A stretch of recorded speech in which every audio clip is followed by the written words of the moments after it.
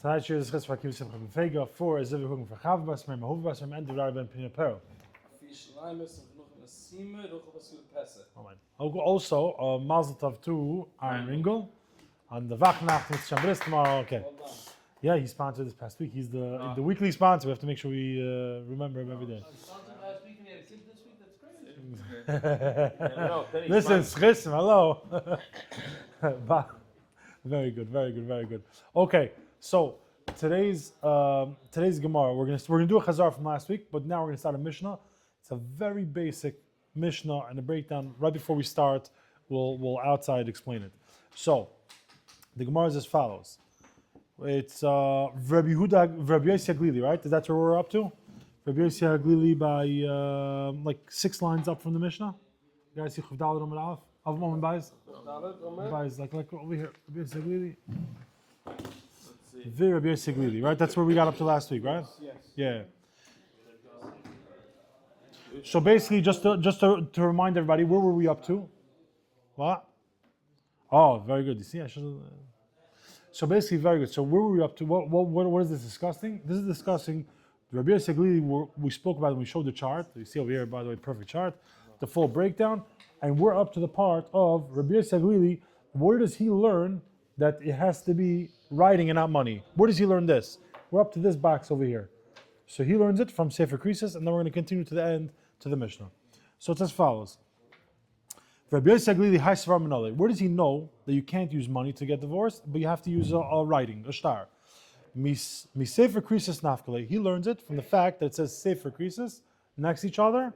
So what? Sefer Karsa, Ve'en Davar Karsa. A Sefer, writing it, is what gets you divorced. Nothing else works. Like we said, basically, money, somebody told me after last year that money can't buy everything, even your freedom. So if you want to get a get, money can't get you out of there. You got to do it with a star. So, v'idach, and what do the Rabbanan do with Sefer Kursa? This, they use it to tell you it has to be something that separates and cuts off between him and her, meaning something permanent, not a temporary thing. Kidatanya, like we learned in a Braisa, that this is your get on condition that you don't drink wine. And on condition you don't go to your father's house for the rest of your life. Right? So that won't work. This is a krisis, this is not a krisis. Why? Because they're always connected somehow. However, if the stipulation is different and he says 30 days, that's a good krisis and it works. So now it switches back and it goes back to Rabbi Yossi Haglili.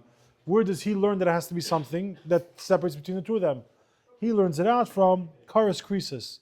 So he has that. It's not now the Rabbanan used Sefer Krisis for that for what we just discussed. Now he's switching over to Karas Krisis. That what is an extra saf, because like Rashi says, he could have just said Karas. He could have just said without the extra saf.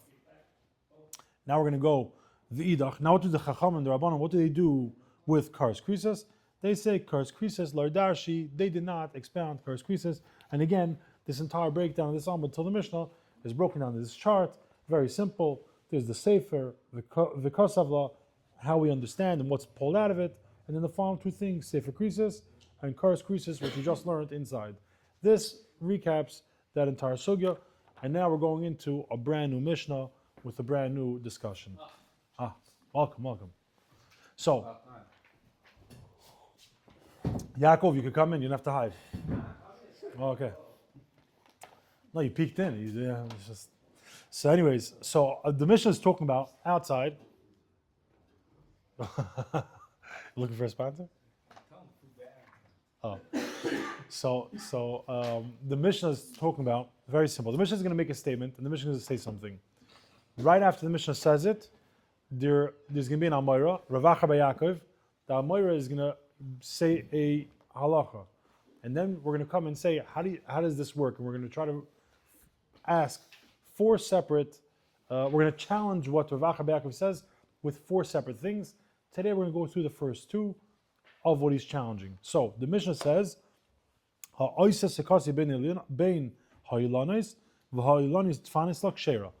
Mishnah say? If someone makes a sukkah and he uses the trees as its walls. It's kosher.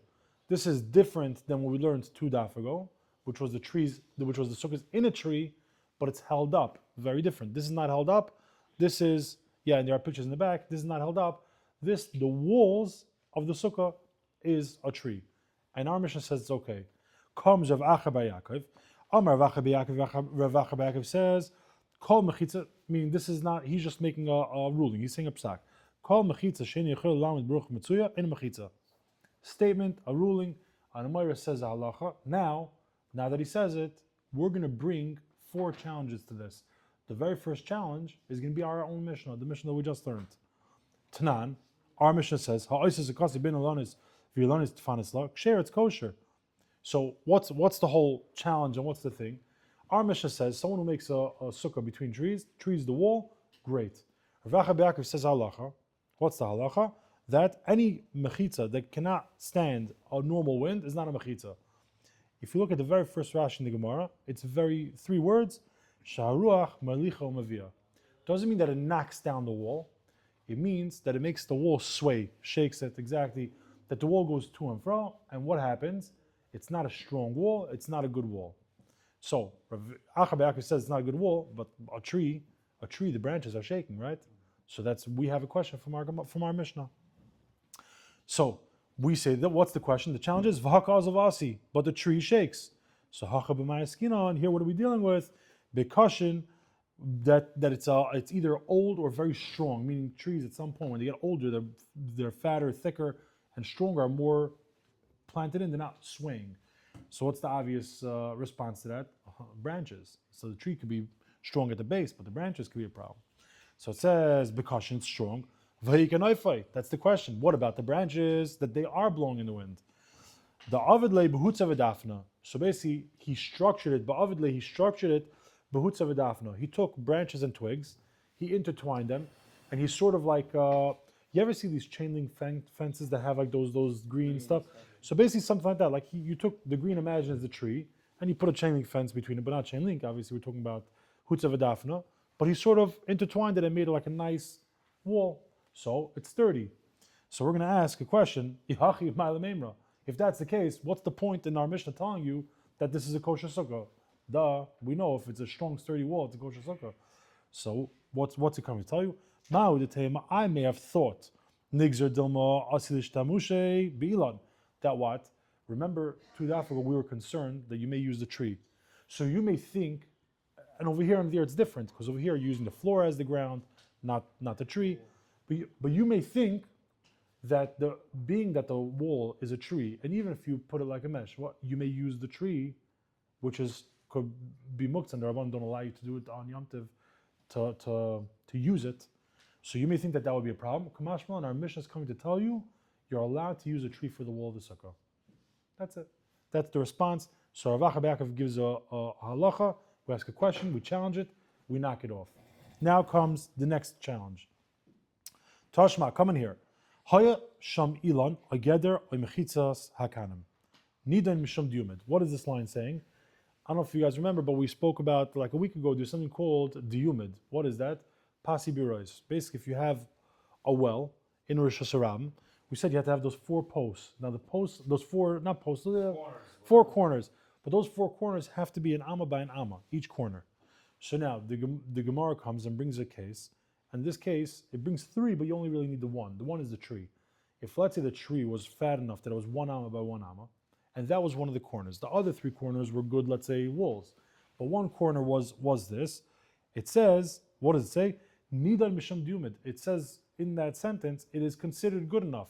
So obviously you see a tree is good enough. And it's not talking about that it was braided. So what's the answer? Hasam nami mishum da'avid le b'hutza v'dafna. It gives a simple answer. Over there also, he braided it. And this is where we're going to get up to today. Tomorrow we're going to do the next two challenges and the responses. But right now, basically, the answer to most of it is going to end up being that we braid it and we make it sturdy. That's it. And then why did we use it by us? What was the purpose of the Mishnah? To tell you that even if you may think that you can't use it because you can use the tree on Yom Tiv, and that's it's D'Rabbanan, you're allowed to use that for the sukkah. So now, from the Mishnah. Ha'oisas ukasi bein ha'ilanis v'ha'ilanis tfanis la kshera. If someone puts a sukkah between trees and uses the trees as its wall, it's kosher. Amar Vacha Be'Yaakov, Vacha Be'Yaakov says, call Zok Gemara, Amar Vacha Be'Yaakov, call mechitza she'eni yichol lamed ruach matzuya in mechitza. Any mechitza that cannot withstand a normal wind is not considered a mechitza.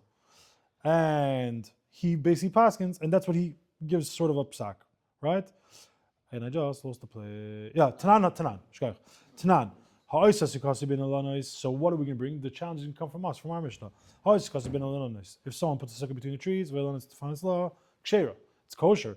But he says it's a problem. Why is it a problem? It sways to and fro. What are we dealing with? Bekashin.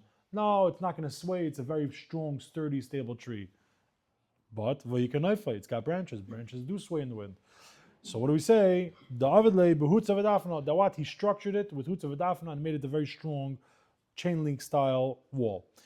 If that's the case, what was the point of the Mishnah saying? But what was the point of this Mishnah over here?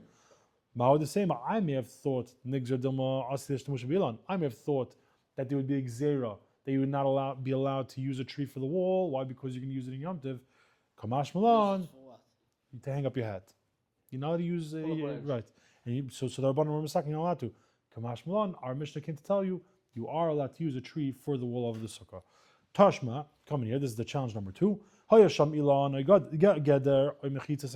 you had a tree or a fence or a mechitza sekanim, which means a reed sort of type of fence, nida mishum diumid, it would be, it's considered as a diumid, which is those type of posts. Now, obviously, by saying nidan mishum diumid, it means it's like it's a good enough to be used for it. So that's a challenge on us. You see, a tree is used for it. Hasamnami mishum David lebutza v'dafna. Over there too, it is good because of hutza v'dafna. Rabbi say, keep doing the chazar. Mitzvah we'll ask around, but I think next week we're going to do sort of from the beginning where we started until here, or until the end, until the following Mishnah, and try to do the chazar before Yom Tov. And tomorrow, maybe a drop late of a start, but I'll give you guys a heads up an hour before. Nacht.